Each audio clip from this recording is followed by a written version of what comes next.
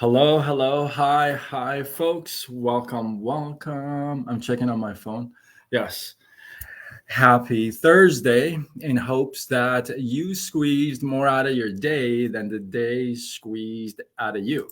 I am Sean Azimi with sidekicksean.com, where I help you look, start, and grow your side business. Welcome, and welcome to today's Thursdays with Sean. Finally, we're live. We're never going to have that problem again. We signed up for a StreamYard and we are good to go. So I think if you guys are okay, so if you comment or join, I'm not sure if I can see you, but we will go back and answer all the questions and respond to all the comments. I'm going to check my phone too from time to time. DrNeda, I am so excited to have you. Finally, the interviewer gets interviewed. Yes. Oh my goodness. Karma. I don't have a white seat. I don't have a white seat, but No, you have the red fire seat. I know. I am so excited to have you on. This is Thursdays with Sean. This is a show where I bring a guest on where you may have seen them from my profile, or you may have known them from the profession, or you worked with them. So you've seen the glory, but you don't know the story. This is the show that I get personal. I get deep. So yeah, I do, huh? I'm not gonna cry. I'm not gonna cry. I'm I gonna have ma- one that show that movie, Jerry Maguire. Remember that? At the end, Yes. there was a show that guy is all like, "You make everybody cry on the show." Yeah, I'm not gonna that's cry. It has happened on this show before. So let me brag about you a little bit, Dr. Neda. I mean, there's so many things you have your hands in. There's so many things you do. You're a practitioner of holistic medicine, acupuncturist, herbologist, doctor of chiropractic. You're an author. Let's see. You just started this show on YouTube. Mom. You are a super mom of two Thank you. two That's one of my amazing prized boys. joys I as know a you're going to child. talk about them. Two amazing boys. You've started this new show on YouTube. I mean, tell us a little bit about who you are, where you came from, for my audience who don't really know you. Yes, thank you, Sean. First of all, thank you so much for having me on your show. It's really different to be interviewed than interviewed. This is a totally different point of view Yeah, right now. that's true. It's different. I like it. Well, I was born in Iran, as you know. I was 3 when we left. I grew up in Istanbul, Turkey, and I came to US when I was 14. So just a little background. I've worked for everything I've had in my life, and I'm really blessed to have different kinds of experiences in my life. And I think all through my life, my faith and my love for God really guided me through everything. I could never say that I had rich parents. I had anyone who held my hand, a rich husband, or anything like that. But my experience has been amazing. All my experiences in life has been filled with love and everything I love to do. So I wasn't bound with material things in the world. It was all heart. Yes, I know that about you. And that's the reason why you're here, because you don't come from that kind of a background. You come from humble starts, and now you are here. So I guess my first question would be, your journey, right? As you're a single mom, you're an author, you're a practitioner of multiple holistic healing medicines. So could you tell your story just a little bit? What made you decide to take this path? I mean, this is not an easy path, right? Yes, it's not. And I always knew that. I actually lost my best friend when I was 9 in front of my eyes. Her dad, and her brother, they drowned and we couldn't save them. Only the mom we saved. So since, people who know me, they know I love dancing. and this has been since I was born. And I really wanted to become a professional dancer, which I think I would have been amazing at because that's really my passion. But after that incident, I decided that I want to save, since I couldn't save my best friends, I decided that whatever I choose to do in life, it's always going to be about helping people and saving people. So, I mean, that's part of my personality. So that's why I got into the health profession. And eventually, with God's will, I ended up as a chiropractor. I was accepted to USC Dental School, which I'm so glad because I love to talk to people. And that would have been a very wrong profession for me. It would be so one-sided. Yes. I would lose patience because I'm doing all the talking. Yeah, that's funny. Wow. Yeah. That's very cool. Okay. I didn't know that about you too. That's very actually inspiring. Nice. Yeah, that's a very good, that's very inspiring. So, I mean, this is a journey. This is not just a snap and overnight thing. And I know it's a lot of overnight studying. It's a lot of, sleepless nights. So there's got to be at least one time, maybe in the beginning, maybe in the start, that you're like, you know what? I'm over this. I'm so done with this. I want to quit. I want to throw in the towel. Do you remember a time like that you want to share? Yeah. If I tell you this, I know it doesn't sound realistic a little bit because people are going to be like, that's impossible. Everybody wants to give up at some point in their lives. But I feel like if your cause and why is bigger than yourself, you would never even think about quitting. My cause was not for me. My why was not for me. Because everything I've ever done or pursued it was for others. Yeah. And I feel like if I don't, everyone else will be disappointed and I cannot be the example I was born to be. So I had no room to quit. And believe it or not, I love studying and I'm a professional student. So for me, I know a lot of people, even my boys are not like me, but I love learning and school tests. I was just telling one of my friends that I'm a great test taker. I don't get nervous. I know a lot of people have test phobia, including my oldest son. But I've always loved to learn and grow and contribute. That's my life's motto: grow, contribute. Yeah, I you know what? Because I know you, I see that in you. I actually do see that in you. And I think you really may have it may have come at that point at 9 where you just really made a decision and you stuck to it. Yes. Right? You're I like, felt like honestly after that it was a turning point in my life because as a 9-year-old you don't have any concept of people you love disappearing out of your life. So it was a very traumatic experience. And as you know, like in our countries, it's not like you go to therapy, you go over it. I don't even think we talked about it, honestly. Nobody even talked about it. So it was something that I had to deal with, but it has been such a great light in my life to guide me towards things that I want. And everything I usually do in my life is always, how can I contribute to people? How can I help people all my life? And in my personal relationships, it's actually caused me problems. and how? We're going to detour to the question, how?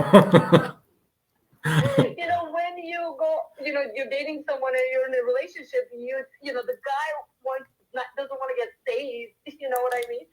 And if anything, he wants to save you. That's true. Two people saving each other, it doesn't work. Yeah, the ego thing, the macho man thing.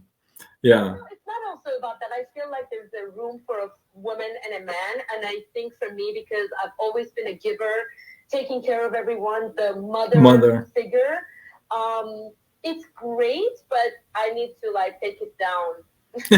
A notch. or 10. Yeah, that's funny. So you're a practitioner of acupuncture, chiropractic, herbal medicine. You're an herbologist. For people who don't know that, that's like you study herbs and you put herbs together. So that's gangster. That's really good stuff. So for a lot of, so many people are getting into this field of, you know, the natural medicine, the acupuncture and the herbs and all that, but there's this whole other side that is doubtful and has got this question and gray area. Oh, come on now, like garlic does that, you know? You know, that kind of a thing. So what would you like, what would you tell somebody who's kind of looking at this like a gray area, like, you know, they don't really. You know, for me, I always believe that people have a choice and knowledge is power. I did my studying in China when I was doing my internship. I lived in China for a month and we were going to all kinds of hospitals. So I learned it firsthand in Asia. Then I went to Japan and I did studying in Japan as well. So for me, I mean, we're Persians. We're also into like the cold food, hot food. You know how we look at the ingredients of the food and see what kind of, like if you, let's say, have a cold, your tummy hurts, you don't eat melons because it's cold in nature. So, I mean, this knowledge has been around for thousands of years. It wasn't just, even our great-grandparents knew about this. And I always tell my patients, if you don't believe in it, try it. And don't believe anybody, because a lot of my patients come to me and say, well, my doctor said acupuncture is hocus pocus, it doesn't work. I said, you know, just try it and decide if it is or not. And if you don't like it, because everybody, I believe everybody should be given the choice to decide on their own. I don't force people. I don't badmouth other doctors. I mean, I don't take medication in my house. You can now find Tylenol or Advil or anything in my house. You'll find arnica and all the natural stuff. That's cool. Or like, I have a headache, and I'm like, okay, lay down, let me take a minute. Because you can't find any Advil in my house. But that's my lifestyle, because I believe in it, I practice it. But I don't force people into doing anything unless it's been proven to them. You know, people with high blood pressure, we do hejamat, which is called wet cupping. So we take blood out of their back and their blood pressure goes down, like for good. But unless somebody tries it and it is proven to them, you can't really argue with people. And it needs to be, they need to feel it, see it, taste it, smell it, you know? Yeah. Well, that's interesting. So how would you, I know that spirituality and love and everything has a lot to do with this. So how would you define and describe love and spirituality? I mean, Your favorite question you ask everybody. You know, my movement is called Awakening Hearts Movement, and I believe that through love, and I'm not talking about men, women love, child, mother love, I'm talking about unconditional divine love. That's the only thing that can really save humanity. I really believe that, because that is our supernatural power that God has given to us. I think that is how we are made on his image. Even in my practice, when people come to me, they're like, oh my God, I've heard a lot about you. You've healed all my family members. You're amazing. I always say it's not me. It's God and your body. God sent you to my office. I always pray, whomever comes through my doors. Yeah, I'm just a vessel in the middle, and I'm so blessed that I can help people, because it gives me so much, I don't know, it's like the most amazing thing for the soul. Like people come and say, you're amazing, they want to kiss my hand, and they say, oh my God, you're amazing, your hands you're a healer.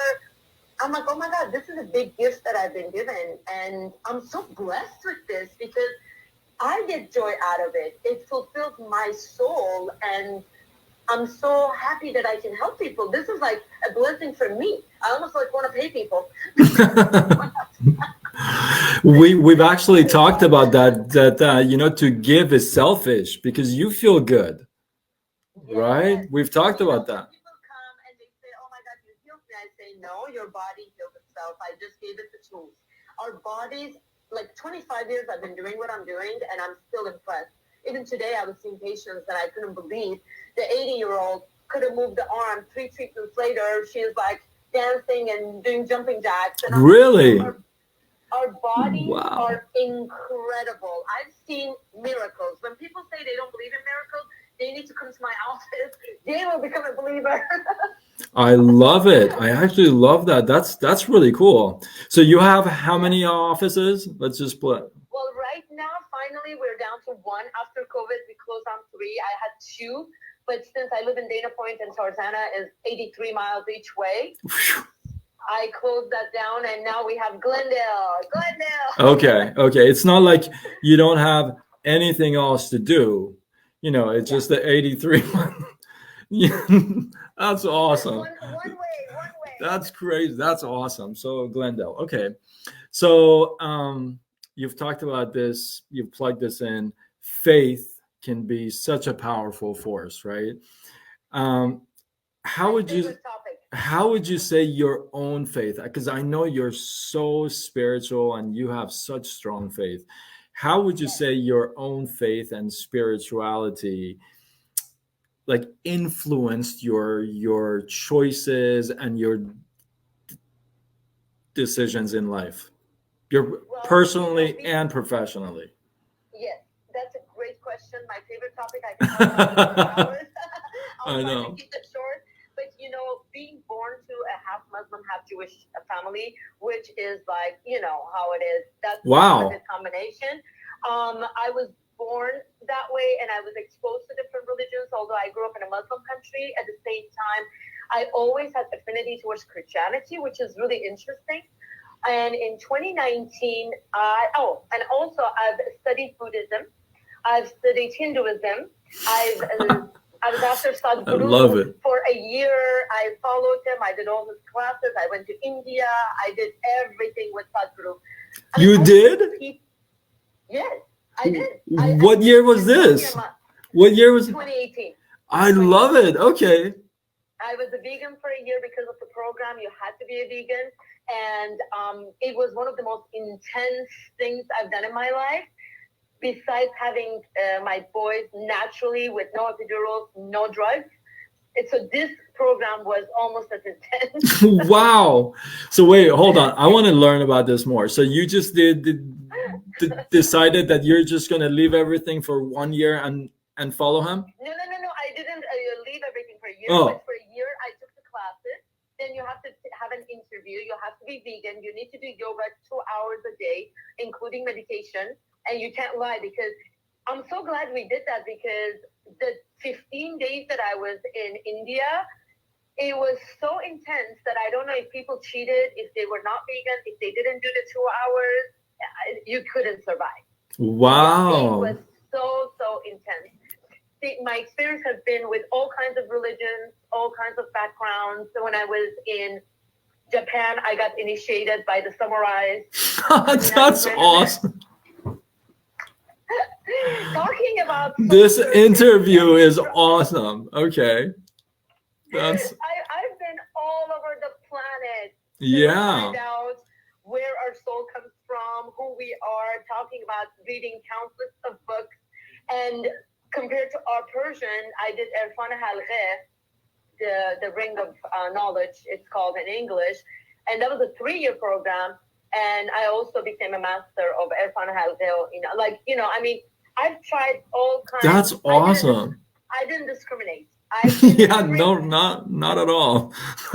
Talking about that's faith. True. Yeah, that is.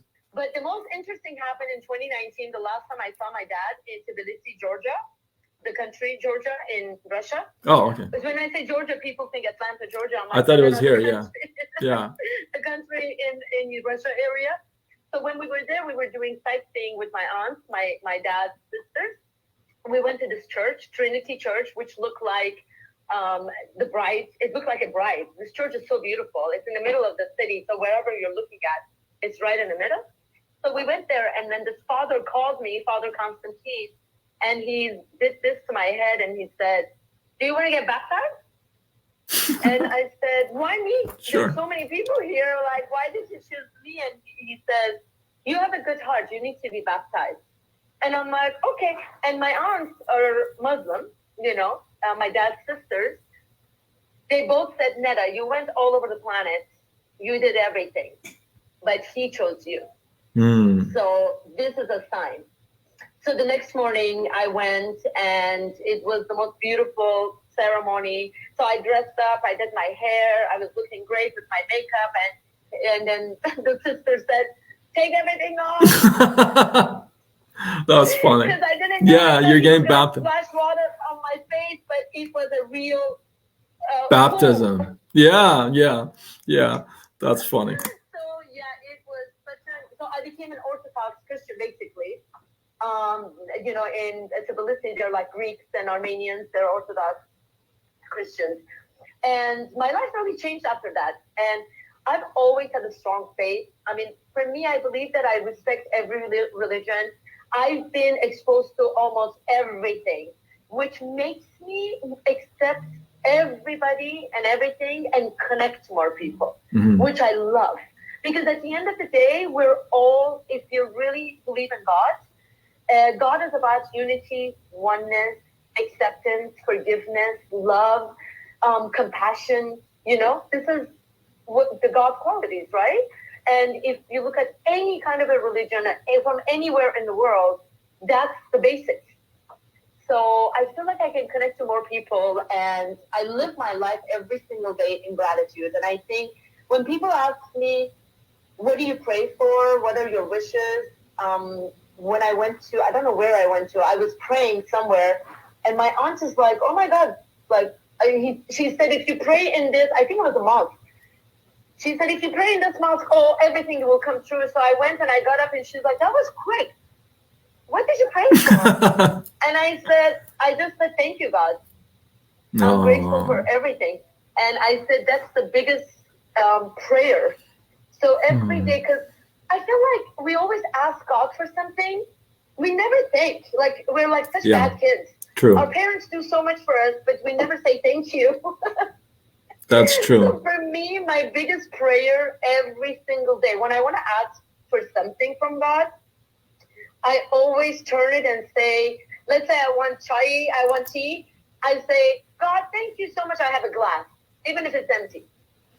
Because I believe that being in the mode of gratitude, the vibration is so high that you will always attract anything you want. And sometimes when we want something, it's really not the best for us. He knows what's best for us. And if you just leave it and surrender, it's like literally miracles happen. And I sometimes cry. I tell my friends, sometimes I cry how much God is so amazing, and I cry how much he loves me. And I'm like, how good you are. I hope I never fail you, because you are just incredible. That's amazing. Anyway. I love that. Yeah. So you basically ask in gratitude. You don't beg for the prayer. You really ask in gratitude. I ask in gratitude. I just say thank you for everything I have. And when I go to gratitude, I mean, this is something most people know. But even when I go to the bathroom, I thank my kidneys, I thank my liver, and my You have this thing you do at night before you go to bed, right? Okay, so I want to plug that in. What is it that you do before you go to bed? When I go to sleep, I find I for 5 minutes I put my hands in my chest. Even in the morning, I do that. When I wake up, the first thing I do in my bed, I just sit up in my bed before I get out of bed, and I just count my blessings. I just put a timer and I start counting my blessings. I'm grateful for my health. I'm grateful for my boys, the health of my boys. This beautiful day, I woke up today. I'm going to see patients today. My car, my house, my health, even my organs, my friends, all the people who love me. I mean, I can do they call the rampage of gratitude. I can go for hours counting my blessings, and then once this finishes, the sun, the stars, the trees, the ocean, the flowers, the birds. I love it. I love it. It's like, if you want to be in gratitude, there is so much. Even if you concentrate on your body, starting from your hair, your eyes, your mouth. I mean, it can go for hours and hours of gratitude. Yeah. Okay, and at night, there's something you do? That's what I actually... The 5 minutes? I count my blessings, and I say, thank you, God, usually I say them Farsi in our language. I love that. Yeah, I heard that in the show, so we can actually switch to the show. So you're you have a new show on YouTube. When you're interviewing me. Yes, and you're interviewing some awesome people. Yes, now the interviewer is being interviewed. So you have this awesome show on YouTube that you highlight men that are making a difference in their community and, in the world, if you would. So tell us a little bit about the show. God has blessed me with 2 sons, and I believe that men are incredible. Women, as being a woman, we have our moods, we go up and down, but I think with men, they're simpler. You heard it here, folks. John, kill the messenger. Right? Yeah. Great. No, but I know every woman would agree with me on this. I mean, every moment our moods change, and next moment we can be happy, and then we want to kill you, which is normal. We have the hormones to blame for that. But I also believe that because we become mothers, I think that's part of the whole programming or the way that we were created, so we can handle ups and downs, because it's not easy to give birth and get pregnant and all that good stuff, which is the most amazing thing in the world, honestly. But I believe that with men, right now what's happening is the pendulums are changing and switching. And since I have my boys and I see that, for many, many thousands of years, women were being, because of our physical bodies too, almost abused mentally, physically, or whatever it was. But with men, it's gonna backfire. I believe that if we can stop that now for the next generation to come, because men are important, women are important, they all have. And what's better than combining forces rather than creating separation, which is still not God's traits. Basically, separation and causing conflict is not unity and oneness. So that's why I came up with the show and interviewing men and highlighting these amazing men and their qualities and how we can bring all that out. And it's amazing because I see men are great. Men are amazing. I mean, I'm not talking about men who are in their egos and they're going around and I'm not the best and putting everybody down. I'm not talking about that. I'm talking about really men who live from their hearts and they're impacting the world in a positive way, like yourself. Yes, Sean. Thank you. Thank you. I have to say that. Oh, thank you. Yeah, that's an awesome show. I work with you on that show now, so I get to hear all the interviews, and it's pretty cool. It's you do an amazing job, and with everything that you've gone through, I was so honored that you were on the show as well, because people don't know the backstory. People look people from outside, but when you really get to know the person and their heart, it's like really hard. Oh, I've learned so much from you and your wisdom. It's incredible. Thank you. Me as well. I mean, you got so much things. You are single. Again, I keep saying this. You're an amazing single mom of 2 boys. You got a professional life that is just like packed with projects, right? And you got parenthood that can be challenging. Of course, being a sole provider for two boys, they're going to private schools. You may want to touch on that. So how do you balance the professional and the parenting and personal? So let everybody in a big secret here. Yeah. ChatGPT. No, yeah. Yeah. I've been blessed with the most amazing kids. That's how I do it. I mean, honestly, I feel like my boys have been my guide, the way that I see them. I learn every single day from them. I'm not a kind of a mom that tries to control or tries to tell them what to do. Especially God has given me boys who are very logical. So it's not easy to win any arguments with these kids. That's funny. But because they make sense, I actually love that. And of course, I'm a mom and they respect me but I'm not here to say, I'm the mom, this is what I say. No, because I believe that they have a voice too. And they need to tell me why they think the way they're thinking. And I feel like because of that, our relationship has been really amazing because they respect me, but I'm also their friend. So whatever bad things they want to do in life, I'm the first one to know. Yeah, that's such a good friendship. That's a good bond to have between a parent and the kids. If they want to go out racing with 40-year-olds, they tell me, can you come and watch us? So if you get into trouble, you're there. That's awesome. That's Yeah. awesome. That's kind of one of the reasons why you started this show, right? For the boys. Yes, Yeah. absolutely. Because I feel like where the society is going right now, it's a lot of disempowering men and getting the masculinity. You know, the toxic masculine. They say it everywhere, and which I don't like that at all when people say that. Because, like, do we talk about toxic feminines at all? I mean, I didn't really hear that anywhere. Because I believe in balance and equality. I really do. That's And I awesome. believe that if there's toxic masculines, we can really all day talk about toxic feminines as well. And I feel like what has happened is women have gotten power, which is incredible as a woman. I appreciate that. But I feel like we cannot misuse that, especially because we are the mothers. Mm. We are the centers. We have so much power. But with power comes a lot of responsibility. And if you misuse the power, then it's like the whole society crumbles. And if you look back, we are going to be at fault. And I don't like that. Yeah, I can definitely see that. Okay.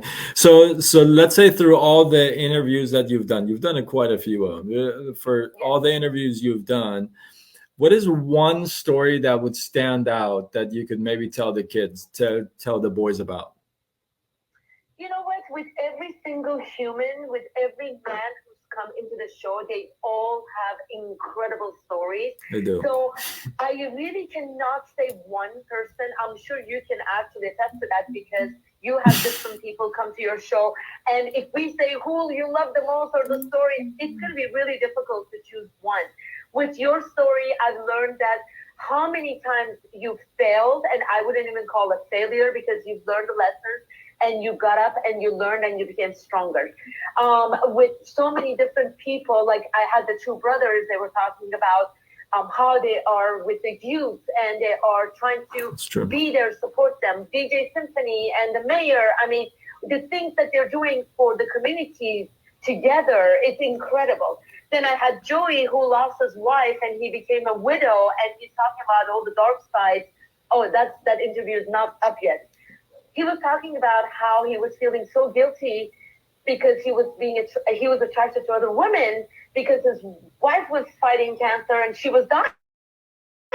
But she's a guy. I mean, he's a guy. Like, you know, it's like when you hear people's stories and what really goes, you stop judging people. Yes. It's like that's where the compassion comes in. And you're like, okay, let me see.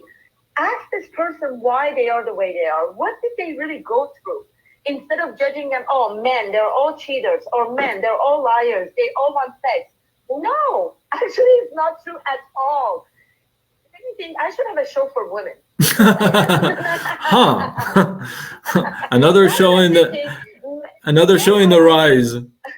Yeah. Men are, I think, pretty awesome. Actually, my friend asked me, why don't you interview females? I'm like, we're too complicated. I don't That's think I funny. can handle that. It won't be an hour show, that's for sure. Days and days Yeah. going on. It'll be a long show. That's awesome. That's actually a really cool. I like that. I like that a lot. Actually, I like that philosophy a lot. It's two-sided coin. It's always a two-sided coin. You can't just say men, all women, or another statement I don't really like to hear is you all men or you all women.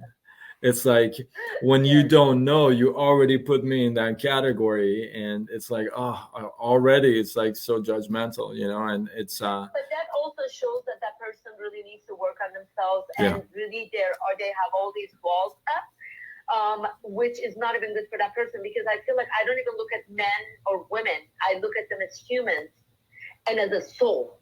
I feel like if you look at people deeper than just men, women, child, old, young, and stop labeling, you can even learn from a 5-year-old. I mean, 5-year-olds can actually teach you a lot. Oh my God, yeah. I'll give you an example. Teaches me a lot. Even my dog teaches me a lot. I know. I'll give you an example. My cousin, his daughter was 1.5. They were here one day, and she was sitting on my lap, and I had my iPhone in my hand, and then the wire was right beside me. She took my iPhone. She's 1.5. Took my iPhone, took the plug, and literally plugged it in. Yeah. I just froze. I asked her mom. I said, did you just see what she did? She goes, oh yeah, she does that all the time. Yeah, she wants to make sure you don't go. I'm like, what? This is a 1.5-year-old. I mean, things have definitely changed. About your charge, see? Yeah, things have definitely changed. Yeah. So That's why I don't even judge my dog. Yeah, Dog, but that's I'm like, funny. tell me. That's Tell funny. me what you think. Yeah. I had a dream about him. He's actually a guy. After that dream, I'm like, okay, I better don't undress in front of him because but he looks like as a human. That's awesome. That's funny. That's funny. That's actually okay. So you've got all these things. So how do you like? I have a lot of single moms, as you know, in our team, and they watch my show a lot. A lot of single moms who are entrepreneurs as well.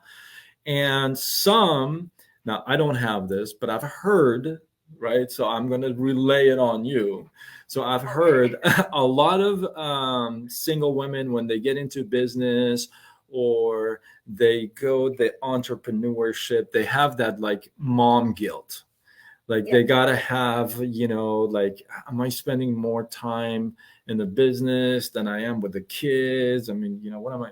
So how do you handle that and then still create like time for you? Because I know you create time for you and you have just an amazing balance between, which I'm still blown away, like how you do it. Thank but you. How do you do that? What? I really believe I did have that, especially if you have younger kids. Yeah. It is very difficult. Babies, 1-year-old, 2-year-old, 3-year-olds. At 5, it becomes better because they talk, they're more independent. But the first 5 years, if you're a working mom, full-time working mom, the guilt is going to be there. The thing is, what I can tell people, moms, especially single moms, they really give society independent kids. And this is the most. Wait, say that again. That was good. They raise incredibly independent kids because the kids have to learn from a very young age that mom is working and we need to be responsible. And it's really interesting because my kids, like I can count on them. They were 3 and 5. I could literally count on them doing stuff, and I could leave them alone and I knew they wouldn't get into trouble. And they're 2 boys, they're not girls. And boys, usually they're troublemakers, right? But because I always trusted them and I always believed that they will make the right choice, it's almost like when you have faith in any human being, doesn't matter if it's a 2-year-old or an 80-year-old, they don't want to fail you. It's not the fear. I didn't say, oh, if you do this, I'll do this to you. Oh, you're going to get punished and I'm going to, bad things will happen to you. I've never done that with my kids. I always said, you guys are so smart, and I know you'll always make the right choice. And now that I look back, I'm like, wow, I had so much faith in these little boys. Oh my God. Like, how did I do that? That's awesome. But they never failed me, thank God, knock on wood. And I feel like if single moms, especially for younger kids, have faith in them and know that eventually you are being a good example and setting a good example for your kids because you're telling them that I'm providing, I care about you, and also you're showing them that your life is also important. I've seen so many moms, they quit their careers, they quit their education for their kids. Later, they always tell the kids, because of you, I did that. Because of you, I couldn't do that. Because of you. I told myself I will never, ever, ever tell my kids that guilt feeling. Because of you guys, I didn't get to travel. Because of you guys, I didn't get to work. Well, they didn't ask me. That was my choice. And I would never, ever, if I know I want to do something, I wouldn't let my kids or other people stop me because later I would resent those people, So live in a world that's your important and your kids grew up seeing that. Wow, like this lady, she lived her life. She raised us, but she also lived her life. She's always happy. I feel like if you can be that example to your kids, you are a great parent. That I really believe that. that's like a mic drop right there. I could end it right there. That is good. Thank Yeah, you. that is so good because that's so real. I hear it all the time. So if you hear it like once or twice, you think about it, but if it's all the time, then it's for real. So yeah, and that's so real because in a way you're teaching your kids the same thing. You're teaching them independence, not dependency. Not complaining and blaming and because of this. I call it the guilt seed. We're so good at planting that guilt seed and then watering it and nurturing it and having it grow within them. It's like when they grow old, everything, it becomes And guilty, also, when right? parents say, I did this for you, I did that for you, as a parent is responsible for their kids. One of the most beautiful things I've heard from my cousin Farbo's wife, Navide, if she's watching, Hey, she hey. told me, Ali, her older son, asked her one day, Mom, do you love me? And she said, I have no choice but to love you because I brought you to this planet. But as a kid, as my son, you have a choice to love me or not. Ooh. And that really, really Ooh. hit me hard because I feel like as a child, you are not responsible for your parents' happiness, their well-being. I know in our cultures, of course we do because we're family-oriented, but it shouldn't be due to guilt or shame. It should be out of love and caring and compassion. So a lot of like, remember what I did for you? Remember I did that for you? Remember I raised you? Yes. But the kid never asked. And it's such a bad thing, such a bad Yes. feeling for that person. They just, yeah, I know exactly. That's brilliant. I love that. So what are you grateful for today? If you had to pack it Oh all my God. up, this is another I am favorite grateful question of yours. for you, Sean, Oh, for this thank you, thank interview. you. I've Ditto. never been, I've been interviewed on TV shows and everything, but I've never had this kind of in-depth, spiritual, heart-to-heart conversation ever. And you made this happen. I'm really, really grateful to you. You're an awesome human being, and I'm so glad our paths crossed. Thank you, thank you, thank you. Thank you. What else are you grateful for?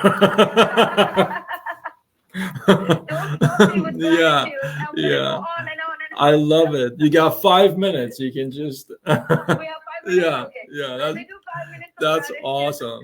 I love that. I'm gonna practice that. I'm gonna start practicing that. I love that. It will change your life. I love it. And Greg Braden, one of my friends, Marjan Tehrani. Hi, Marjan. Hey. She, oh my God, I've been in this country for so long, still getting the pronouns wrong. She told me about Greg Braden a long time ago. He is somebody I follow on YouTube because of her. And this is his technique, putting the hands on the heart. Because once you do that, your brain and heart, they start communicating. And of course, our heart is way smarter than our brain. Of course, we know because it connects us with the universe and everything that's out there. So I learned this from Greg Braden. If you guys ever Google him on YouTube and talking about the heart-brain coherence, this is where I learned that from. And yeah, he says that once you do that, your immune system becomes crazy. You become like almost immune to anything. You won't get sick anymore. And you become happier. I was always in gratitude, but I never did this, really. But now that I'm doing it, I feel a huge difference. I feel a connection with everything and everyone. And I'm always happy anyway. Thank God I was born that way. Yeah, you are. But talking about a couple of notches up. Yeah. I love that. I'm gonna start doing it tonight. I love it. I would really recommend it to anyone. It gives you so much peace. So, I love that. Yeah. So I could talk to you for hours and hours. Yes, but I'm gonna wrap it up with this one last. Why, Sean? Because you have work to do. Yes. The show is being uploaded right now. Sean needs to go because I know. My next show. That's right. The show actually airs tonight in 45 minutes. It's part 2. You for helping me. You are welcome. For motivating me. Yes. For not letting me give up. This is such a good show. You guys, if you haven't tuned into the channel, you've got to. In the White Seat with Dr. Neda. This is such a good show. I mean, and he came up with the idea of In the White Seat. the name, yeah. I love it. Thank I love you. it. You are welcome. No, this is a good show. So I know a lot of my audience to tune in too. And so, yeah, in the White Seat with Dr. Neda YouTube channel, and the show with part two, DJ Symphony and Mayor Steve Jones is it's uploading right now as we're talking. So it's gonna get live in about 45 minutes. Yeah. So I'll wrap this up with this last question. Thank so you so much, Sean. Oh, you are welcome. Thank you. I'm so blessed that I was in this show with you, and it's awesome to be interviewed too. Actually, you were my first one. Now I feel more confident. It's kind of cool, huh? Yes, yeah. I like it. On the other side, yeah. So if you were to give some kind of a, let's say, advice or recommendation for the young adults, the youths, I don't know, the single moms or not the single mom, just the young adults. They're getting into, hey, they want to pursue their passion. They want to get into entrepreneurship. They just want to do things in a different way than everybody else does. So what kind of piece of advice, recommendation would you give to that person? I honestly think it's cliche and everybody says that, which I believe it, and I'm going to say it anyway, but I believe whatever your passion is, do not let anybody stop you. For me, I always pray, I light my candles, and I always say, God, wherever you think I need to be, or whatever, if this door is the right door, let it open, and if not, show me the path, show me the way. So, but I love it. A lot of people are, like they ask their friends, especially you're younger, you get influenced. If there is a passion in your heart, God put that in your heart for a reason and didn't put it in other person's or other people's hearts. If it came to you, that means that's your calling. And don't let anybody stop you. Really, because when I was in chiropractic school, I was 19 years old and I was tiny, 100 pounds, 5'2". People are like, what are you doing? You can't even adjust people. You're so small and you're young. Are you sure? And 25 years later, I'm still one of the people practicing, and a lot of those people are not practicing. That's a good point. So don't let anybody stop you because of your size, your sex, your background, your accent, your whatever. I love it. Yes. Thank you, man. That is so good. Thank you so much for your time today. You guys, I appreciate you. If you feel like this was worthy of sharing, obviously tag, share. And yes. Dr. Neda and I will go back and answer and respond to all the comments. This is actually going to be recorded and shared in the next week's In the White Seat with Dr. Neda. So I'm going to upload your own interview, your own show. Yes, that's going to be so much fun. Yes. So with that, I appreciate you guys. And I am Sean Azimi with SideGigSean.com, where I help you look, start, and grow your side business. Signing off until tomorrow when we do it all over again. Much love. Thank you. Thank you.